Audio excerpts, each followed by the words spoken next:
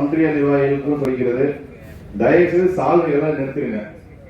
ஏன்னா சால்வைகள் குமிந்து கொண்டே போது அது என்ன பண்றதுன்னு எனக்கு தெரியல. அந்த கல்ச்சரை நம்மளாவது மாற்றணும். புத்தகங்களுக்கு கொடுங்க.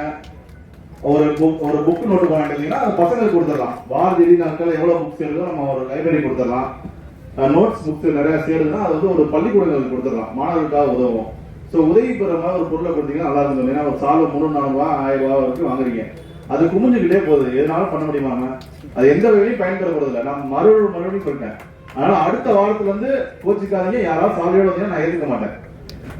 சரிதானே? அதனால நான் பல முறை சொல்லிட்டேன்.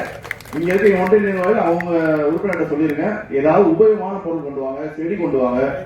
இன்னொன்னு, செடியில என்ன பிரச்சனைனா, நான் சுற்றுச்சூழல் அமைச்சராக இருக்கேன். நிறைய பேர் வந்து என்னை அலுவலகம் ரோட்டி கட்டுறது நிறைய தன்னார்வலர்கள் நிறைய வருமானம் சொல்றாங்க.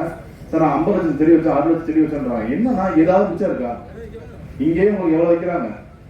அப்பனா என்ன பண்ணணும்னா முறையா வைக்கணும், பராமரிக்கணும். அந்தந்த மண்ணோட வளத்துக்கு என்ன செடி வளரும், எது ஈஸியா வளரும் அப்படின்றத பார்க்கணும்.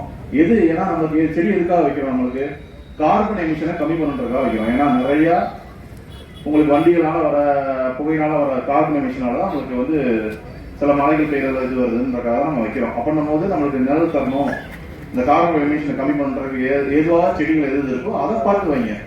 ஸோ தேர்ந்தெடுத்து நம்ம வச்சு அதை கவனிக்கணும். அடுத்து வச்சதோட சரி நம்ம மறந்துடும். அதை அடுத்தடுத்து ஃபாலோ பண்ணி அந்த செடி வளர்ந்து வளர வரைக்கும் நம்ம கொஞ்சம் பராமரிக்கணும். அதனால அந்த மாதிரி செடிகள் கொண்டு வாங்க. அங்கே கண்டுகளை வைப்போம்.